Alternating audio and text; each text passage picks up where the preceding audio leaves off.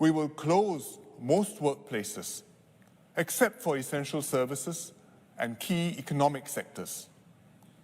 Food establishments, markets and supermarkets, clinics, hospitals, utilities, transport, and key banking services will remain open.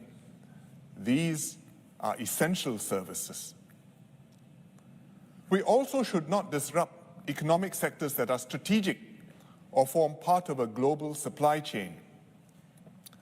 People working in these industries can continue to go to work with safe distancing measures in place. But most other work premises must close. If the person can work from home, he should do so, telecommute. But others will not be able to, including foreign workers on construction sites and in shipyards. These workers live in dormitories, and we will make arrangements to look after them. The closure of workplaces will take effect from next Tuesday. This will ensure that most of our workforce stays at home and limits their physical interaction to as few people as possible.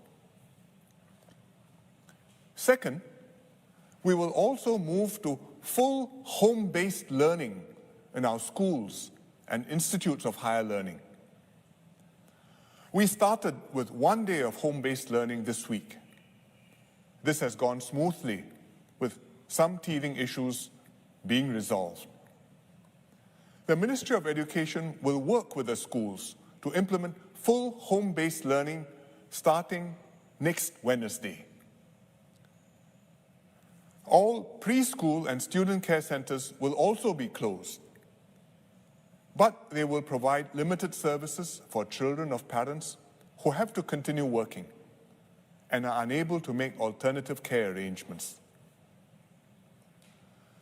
Third, we will tighten restrictions on movements and gatherings of people.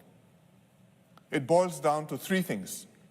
First, stay at home as much as possible. Second, avoid socializing with others beyond your own household. Gatherings should be confined to your household. Avoid visiting even your extended families who are not staying with you, especially if they are elderly or vulnerable. Third, go out only to do essential things. For work, if you are in essential services or in a key economic sector. To buy food at markets or to take out from restaurants and hawker centers. Or to exercise in the neighborhood park, keeping a safe distance from others. The spirit of these measures is to get all of us to minimize physical contact. If we don't go out, if we avoid contact with others, then the virus won't be able to spread. It's as simple as that. But I know this is very hard to do. It's very hard as a practical matter in places like hawker centers and wet markets, because it's difficult to practice safe distancing, especially on the weekends when it's crowded. It will help if we all adjust our habits. For example, do our marketing on weekdays instead of weekends to avoid the crowd. We will also deploy more safe distancing ambassadors to encourage people not to crowd together. So please cooperate with them. Safe distancing is also hard for a psychological and emotional reason. It goes very much against our human instincts. It is in our nature to want to socialize, to be close to those we are talking to take comfort in the warmth and company of friends and family.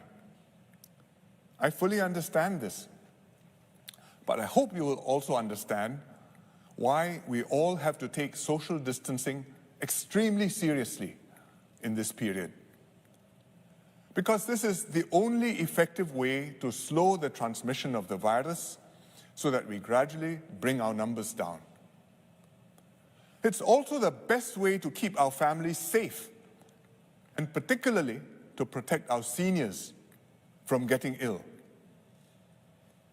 So please, bear with the painful adjustments that we have to make. Each and every one of us can and must do our part to keep everyone in Singapore safe from COVID-19.